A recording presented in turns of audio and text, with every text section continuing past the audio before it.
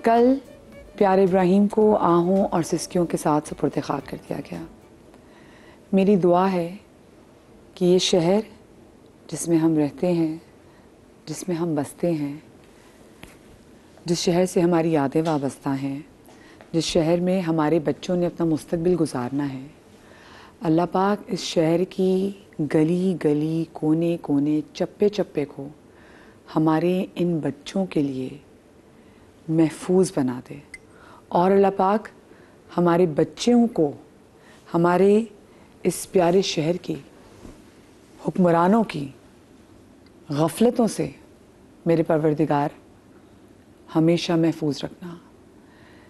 सुबह जब खबरें भी देख रही थी, मैं कोशिश करती हूँ कि मैं, क्योंकि मेरा न्यूज़ से भी ताल्लुक़ रहा है, लेकिन मैं उसके बावजूद ऐसी कोशिश करती हूँ कि ऐसी कोई भी खबर जो कि तोड़ दे एक इंसान को, मैं वो ना देखूं अपने शो शुरू होने से पहले, क्योंकि मुझे पता है कि फिर मेरे लिए शो करना मुश्किल हो जाता है। और मैं जब उसकी माँ की चीखो पुकार सुन रही थी, अल्लाह पाक हमारी इस बहन को सब्र जमील अता करे और अल्लाह पाक और किसी भी बच्चे को, किसी भी बच्चे की माँ को वो दिन ना दिखाए जो हमारी ये बहन देख रही है। और गम की इस घड़ी में मैं, मेरी ये टीम, मेरा पूरा चैनल इब्राहिम की माँ के साथ, इब्राहिम के बाप के साथ, हमारी इस बहन के साथ खड़ा है। और इस दुआ के साथ कि अल्लाह पाक हमारी इस बहन को सब्र जमील अता करे, मैं आज के शो का आगाज़ करूँगी। ये तो इब्राहिम की माँ थी। हमने एक और थोड़ा सा डिफरेंट तरीके से एक और माँ की फरियाद और शिकायत भी सुनी। कुछ दिनों पहले आपने देखा कि कराची का एक मारूफ मॉल है, वहाँ पर एक ख़ातून की वीडियो, एक माँ की वीडियो जो बड़ी कंसर्न माँ थी, उसकी वीडियो वायरल हुई, जिसमें वो ये शिकायत करते हुए दिखाई दे रही थी कि उनके बच्चे को प्ले एरिया में एंट्री की इजाज़त नहीं मिली और उनका बच्चा बहुत डिस्टर्ब था। वो बच्चा ऑटिस्टिक था। माँ ने उसके वाले से भी तस्करा किया। देखिए, हो सकता है कि मॉल इंतज़ामिया ने, उनको लगता हो, क्योंकि मॉल का पर्सपेक्टिव भी खैर मैं लेना चाहूँगी, लेकिन मुझे आप एक लोग खुद बताएं, औलाद वाले तो स्पेशली मुझे बताएं, अगर आपके घर कोई बच्चा ऑटिस्टिक पैदा होता है तो इसमें पहली तो बात माँ का कोई कसूर नहीं होता। और आजकल हम देख रहे हैं कि ऑटिज़म के केसेस बहुत खुल के सामने आ रहे हैं। और ज़रूरी नहीं है कि जो ऑटिस्टिक बच्चे हैं वो इस मुआशरे में सही तरीके से कोप अप नहीं कर सकते। हो सकता है मैं भी किसी स्पेक्ट्रम पे, बड़े माइल्ड से स्पेक्ट्रम पे कहीं मौजूद रही हूँ, यू नेवर नो। उस बच्चे को मॉल में जनाब, जहाँ बाकी बच्चे खेल रहे थे, उस बच्चे को अंदर एंट्री की इजाज़त नहीं मिली और वो बच्चा इतना डिस्टर्ब हो गया कि वो बच्चा रोने लग गया। और उस बच्चे की तकलीफ़ अगर मुझसे देखी नहीं जा रही थी तो जस्ट इमेजिन कि वो उसकी माँ वो कैसे तकलीफ़ देख रही होगी, क्योंकि वो यहाँ ही पे देख रही थी कि ये मुआशरे ने एक लाइन ड्रॉ कर दी है कि यहाँ पे वो मेरे बच्चे को बर्दाश्त नहीं करेगी। वो देख रही थी कि मेरे बच्चे की एक्सेप्टेंस जो है इस मुआशरे में, इस कम्युनिटी में क्यों कम हो रही है। मेरा आप लोगों से सिंपल एक ये सवाल है, और आज मैं चाहती हूँ कि आप सब लोग शो इसलिए गौर से देखें क्योंकि हमारे यहाँ ऑटिज़म पे बात होना बहुत ज़रूरी है। हमारे यहाँ ऑटिज़म के डिफरेंट स्पेक्ट्रम्स में बच्चों को भी देख रहे हैं। मैं लोगों को देखती हूँ, लोग बहुत इनह्यूमन हैं, लोगों में एम्पैथी नहीं मौजूद ऐसे बच्चों के लिए जो कि ऑटिस्टिक हो। मेरी फैमिली में, अगर मैं ननिहाल में देखूँ, मेरी सिर्फ एक फीमेल कज़न है वो जो कि ऑटिस्टिक है, and she is severely autistic. एक ही है। उसको कहीं बाहर लेके नहीं जाते। क्यों? क्योंकि जी लोग अटैच कर देते हैं, जी साईं है जी, ये तो हाई, ये तो पता नहीं बच्ची पागल। ऐसे ऐसे वर्ड्स हमने बचपन से सुने हुए हैं। शायद उसी वजह से मेरी अम्मी ने हमें रेज ऐसा किया कि अगर हम कहीं ऑटिस्टिक बच्चे ऐसे देखें, हम सबसे, और कहीं हम ऐसा ऑटिस्टिक बच्चा देखें जो हमें लगता है कि बहुत अच्छा कर रहा है, बहुत अच्छा खेल रहा है, हम सीधा उसको गले मिलते हैं, हम उसको प्यार करते हैं, उसको बताते हैं कि हम भी तुम्हारी फैमिली का हिस्सा हैं। क्यों? क्योंकि मेरी फैमिली में भी एक है। पिछले दिनों मरियम नवाज़ की हमने एक बड़ी अच्छी वीडियो देखी जिसमें उन्होंने बताया कि उनकी अपने घर में उनकी बहन का बेटा इज़ ऑटिस्टिक चाइल्ड, तो उनके अंदर एम्पैथी मौजूद है। शी नोज़ कि क्या तकलीफ़ होती है और कितना ज़रूरी है ऐसे बच्चों को हमारी सोसाइटी का part banana. It's very important. माँ बाप सदा नहीं रहते, तो जब माँ बाप चले जाएंगे उन बच्चों के साथ कौन खड़ा होगा? आई हैव हर्ड माई खाला दुआओं में हमेशा कहती हैं कि अल्लाह मियाँ मेरी बच्ची मुझसे ज़्यादा आउटलिव ना करे।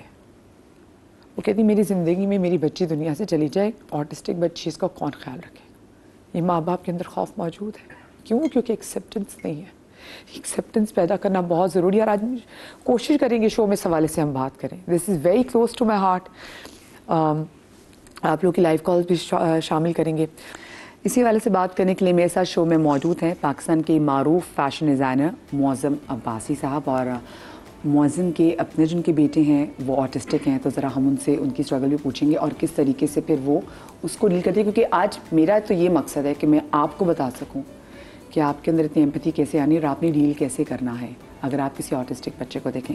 मेरे साथ जनाब मौजूद हैं अमारा नवीद जो कि स्पेशल चाइल्ड एजुकेशनिस्ट हैं।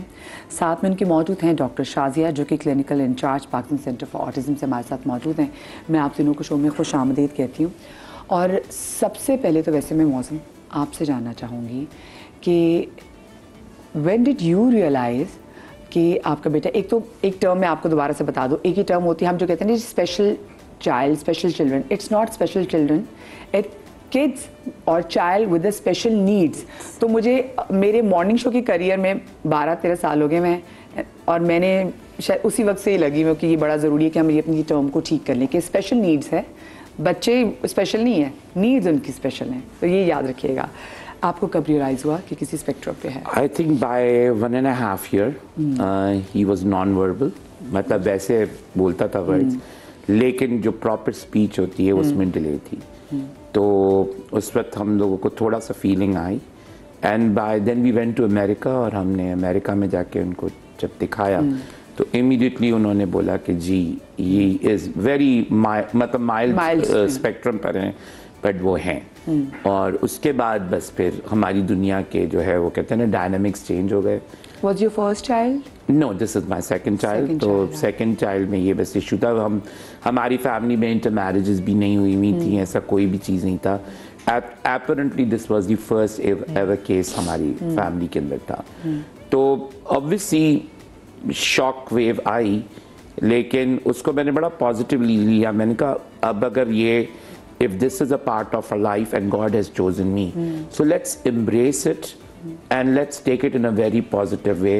मोहब्बत के साथ जितना आप लेकर चल सकते हैं उसको चले। ट्रू। और आई बिलीव ये जो बच्चे जो with special needs they have so much love. और इनसे भी जब मैं डाउन सिंड्रोम बच्चों की बात भी करती हूँ तो खैर बिल्कुल different phenomenon, they have so much love. जो ऑटिस्टिक बच्चे वो इतना दे आर सो प्योर, सो उनके लिए फिर हम ज़्यादा में शेल्टर उनको अच्छा प्रोवाइड करना है ताकि because they are very talented. हमने एक नेटफ्लिक्स पे एक सीरीज आई थी गुड डॉक्टर, जी आप वो अगर आपने देखी हो, अगर आपके घर में कोई ऑटिस्टिक बच्चा है तो प्लीज़ वो ज़रूर देखें ताकि आपका दिमाग खुले और आपको पता चले कि आपके बच्चे में क्या क्या कैपेबिलिटीज़ मौजूद हैं। आप मुझे बताएं सबसे पहले तो अगर मैं इसकी बात करना चाहूँ डॉक्टर साहिबा, सो ज़रा ऑटिज़म की टर्म को ज़रा खुल के ज़रा बयान कीजिएगा लोगों के सामने। सबसे पहले ऑटिज़म को हमें समझना होगा क्योंकि ये बहुत डिफरेंट है दूसरी स्पेशल नीड्स से। जब हम दूसरी स्पेशल नीड्स के बारे में बात करते हैं तो ऐसा होता है कि वो उसमें जो भी चैलेंजेस हैं वो हमें दिख रहे होते हैं।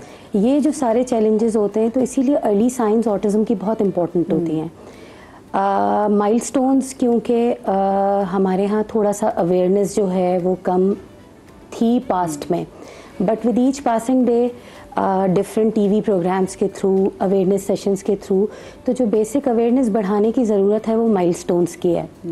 क्योंकि हमें ये नोटिस करना होगा कि क्या बच्चे ने 9 मंथ की उम्र में बेबल करना स्टार्ट किया था या नहीं किया था, अपना पहला वर्ड जो है वो इमिट किया था या नहीं किया था, या हमारा जो छोटा बच्चा है वो आई कांटेक्ट बनाता है या नहीं बनाता।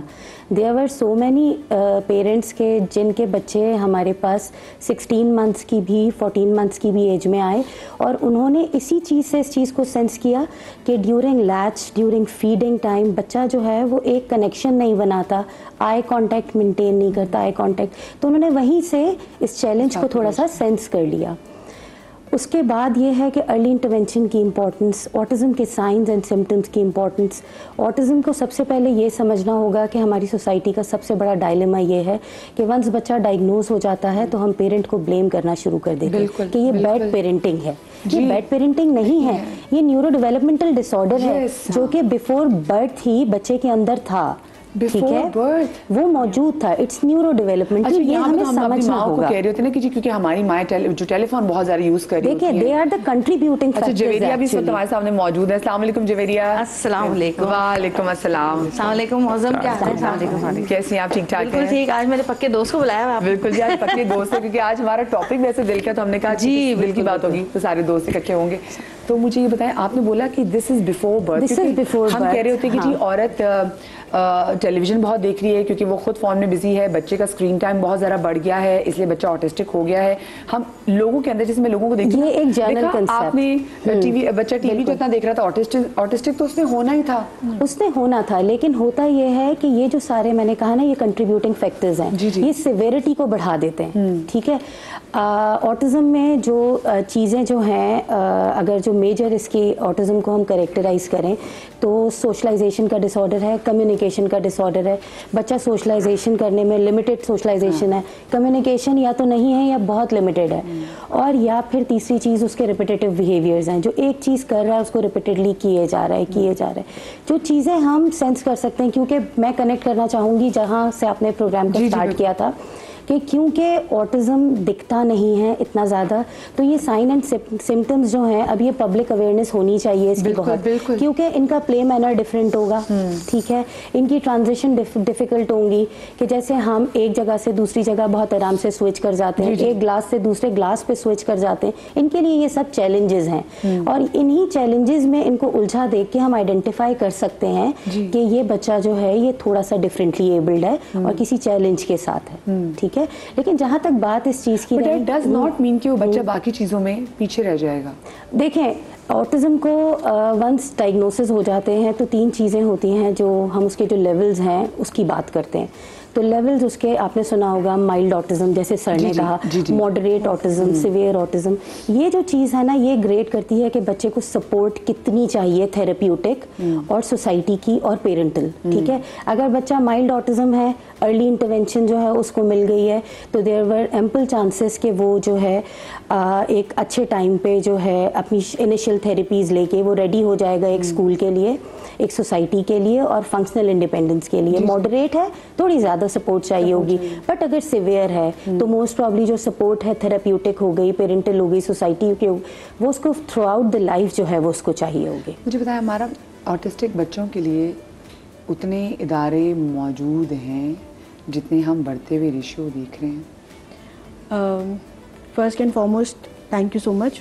आई थिंक आपके शो में आई थिंक मैं खुद जो एक्सपीरियंस कर रही हूँ वो 4थी या 5वीं मरतबा इन द रीसेंट टाइम्स इस टॉपिक के बारे में बात करना मैं नोट कर रही हूँ। And I think it's very important, जैसे हम सब कह रहे हैं कि क्रिएट अवेयरनेस। जब तक आपको पता ना हो, और अवेयरनेस के बाद आई थिंक मुझे लगता है अवेयरनेस से बढ़ जाए आगे। इतनी आपने दुनिया में चीजें सीख ली, आप टिकटॉक पे भी क्या कुछ करने लग गए हैं भाई, तो जो कोई जरा काम की चीजें जरा वो भी तो समझें। एंड आई थिंक अवेयरनेस के बाद, जैसे आप कहेंगे, next step should be, we should not be in denial. ये जो हमारा डिनाइल फैक्टर है ना, ये भी हमें बहुत हैंडीकैप करता है कि हम इस बारे में बात करें या इसके लिए कोई इकदाम करें। कमिंग टू योर क्वेश्चन, हमारे यहाँ इदारे हैं या नहीं है? पहले के मुकाबले में काफ़ी इदारे हैं, लेकिन जो क्वालिटी इदारे हैं वो नहीं है। There are so many places I have been to जो शायद ऑटिज्म और ADHD में फ़र्क भी नहीं, डिफरेंशिएट करना भी नहीं जानते। There are so many wrong diagnosis जो दे दिए जाते हैं और फिर वो बच्चे के लिए, पेरेंट्स के लिए एक ट्रॉमा बन जाता है। तो आई थिंक इदारे हम जितने चाहे कर लें, आई थिंक इंश्योर ये करना चाहिए कि quality and understanding of what type of neurodiversity we are dealing with. क्योंकि एक चीज़ what we have to understand from being a remedial therapist also and behaviour interventionist also, मैं हमेशा ये कहती हूँ, you have to understand autism is not a disease. ADHD is not a disease. में यही है, अगर आप तरक्की याफ्ता ममालिक में जाएं वो उसको डिजीज नहीं कहते। नहीं, क्योंकि वो कहते हैं कि आपका बच्चा सोचता डिफरेंट है, सीखता डिफरेंटली है, और उसके बाद जब ये अप्रोच देखता है, क्योंकि वो नहीं, पूरी दुनिया में यही कहते हैं। उसके बाद मसला ये होता है कि why I say this is कि लोगों को लगता है जैसे हमारे घर में एक गुस्से वाला आदमी होता है ना, या एक शरपसंद आदमी होता है, एक बहुत ही सॉफ्ट स्पोकन होता है, वो अलग ही नजरिए से अपनी दुनिया को देख रहा होता है। अगर हम उसको इसी तरह लें कि बस बच्चा सोचता डिफरेंट है, सीखता डिफरेंट तरीके से, और चीजों को अपने हिसाब से देखता लेकिन है। एक और इम्पोर्टेंट चीज कि ये सारी चीजें पेरेंट्स को ये लगता है कि बस अच्छा आप आए, बच्चा इज डायग्नोस्ड विद ऑटिज्म या ADHD, ठीक है हम 6 महीने के लिए इंटरवेंशन करेंगे, हम 1 साल के लिए करेंगे, एंड फिर उसके बाद क्वेश्चन शुरू हो जाते हैं कि ये सही क्यों नहीं हो रहा। तो फिर मेरा सवाल ये कि ये सही नहीं होना। इसमें मैं एक ऐड चीज करूं, जी जी, I hope you don't get offended by that. आपने बड़ा अच्छा वर्ड कहा था कि क्वालिटी नहीं है। अनफॉर्चुनेटली ऑटिज्म सेंटर्स जो पाकिस्तान के अंदर है वो कमर्शियल सेंटर्स भी कन्वर्ट हो गए। It's on the rise. पहले 100 में 1 होता था, अब 10 में 1 हो गया। If you go and check the statistics, अब ये हो गया कि जो ऑटिस्टिक पैरेंट आता है किसी भी सेंटर के अंदर, उसको एक बकरा समझ के उससे जितना पैसा निकाला जा सकता है वो निकाला। And that is so heart breaking कि बहुत अच्छे जानने वाले आपको लिटरेचर बेच रहे होते हैं 2.5 लाख रुपए का, तो जहां बेचारे पेरेंट को 10 जगहों पे 10 में से 10 जगह पे धोखा मिल चुका है, वो 11th टाइम ट्रस्ट करने के लिए रेडी नहीं है। That's what I meant by quality. School में भी जो रिसोर्स टीचर होती है उसकी बचाव, तो वो भी बिल्कुल एक अलग गेम है वो। मतलब ऑटिज्म में मुझे लगता है कि शायद अमीर अफोर्ड कर सकता है ना कि बच्चा, और वह हकीकत ऐसा ही है। ऐसा ही। और पता है जो माँ बाप होते हैं ना, उनकी भी काउंसलिंग के लिए होनी चाहिए चीजें, क्योंकि वो जिस टाइम से गुजर रहे होते हैं, बच्चे को तो नहीं पता, उसको तो सिखाया जा रहा है ना, तो जो डिफरेंटली उसको पाल रहा है उसके लिए भी तो कोई ऐसा इदारा हो कि उनको भी तो सिखाया जाए कि आपको किस तरह बच्चे को लेके चलना है। वैसे तो माँ बाप से ज्यादा बच्चे को कोई नहीं जानता, लेकिन जब आप जैसे वो घबरा गई थी, जो हमने अभी देखा है, जो आजकल वायरल हुआ है कि वो परेशान थी कि मैं क्या करूँ उस वक्त, तो माँ बाप को भी ट्रेन करना चाहिए ना। अच्छा, जैसे देखिए आप बहुत ट्रैवल करती हैं जवेरिया जी, आपने पाकिस्तान में क्या फ़र्क देखा? अगर मैं ये सिर्फ अभी बात करूं कि हम बच्चों को डील कैसे करते हैं, देखिए, और हम बाहर कैसे डील करते हैं। देखिए मेरे जितने भी फ्रेंड्स हैं, मौज़म को भी पता है, उनमें से 11 लोग ऐसे हैं जिनके घर में ऐसे बच्चे हैं, और वो मेरे बहुत ही करीबी लोग हैं, और मैं उनसे कभी कहती नहीं हूँ। उनके सारे बच्चे ना मेरी तरफ बहुत ज़्यादा रुझान है उनका। मेरा बेटा भी इनका बहुत बड़ा फैन है। मतलब वो बच्चे ऐसे हैं कि जिनको, जो नहीं भी जानते ना कि मैं कोई एक्ट्रेस हूँ या कुछ हूँ, क्योंकि बाहर बच्चे कहाँ देखते हैं इतना, लेकिन वो लोग हैरान रह जाते हैं, कहते हैं हमारे बच्चे किसी की नहीं सुनते, किसी के पास कि तुम्हारे अंदर क्या चीज़ है कि तुम्हारे लिए पागल है। जब मैं वहाँ से आ रही होती हूँ तो वो लोग रो रहे होते हैं कि नहीं जाएं, और बहुत ज़्यादा तंग करते हैं अपनी माओ को। तो मैं उनके सामने ज़्यादा उनको वो नहीं करती, मैं नॉर्मली बिहेव करती हूँ, ज़ाहिर है ऑफ कोर्स, क्योंकि वो नॉर्मल बच्चे ही वहाँ पर हैं, वो नॉर्मल स्कूल में जाते हैं, ठीक है। ऐसा नहीं है कि उनके लिए कोई अलग स्कूल खुला हुआ हो, वो उन्हीं स्कूल्स में पढ़ते हैं जहाँ पे नॉर्मल, बस उनको वहाँ पर तवज्जो डिफरेंटली दी जाती है, और वहाँ पर उनके लिए जो खासकर जो उनकी काउंसलिंग के लिए भी टीचर होती हैं, उनको ज़्यादा टाइम दिया जाता है एग्जाम्स में पढ़ने, मतलब एग्ज़ाम के लिए अगर आप उनको बिठाते हैं उनको टाइम भी ज़्यादा दिया जाता है। इसके अलावा उनको अलग से बहुत ज़्यादा सपोर्ट दी जाती है उसी स्कूल में। ऐसा नहीं है, हाँ, जो बहुत ज़्यादा जिनको अगर सिवियर होती है, मसला होता है, उनको थोड़ा सा आप चाहें तो उनको अलग स्कूल में डाल सकते हैं, लेकिन कंपलसरी नहीं है कि आपको कोई आपके ऊपर वो नहीं है ज़बरदस्ती कि आपको वहीं करना है, आप यहाँ नहीं पढ़ा सकते। मैं ऐसे लोगों को देखती हूँ जिनके बच्चे ऑटिस्टिक होते हैं ना, वो कहते हैं यार पाकिस्तान में नहीं यार, बच्चे के लिए इसीलिए बाहर जाना होता है ना। छोटी सी ब्रेक लेती हूँ, ब्रेक के बाद वापस आते हैं।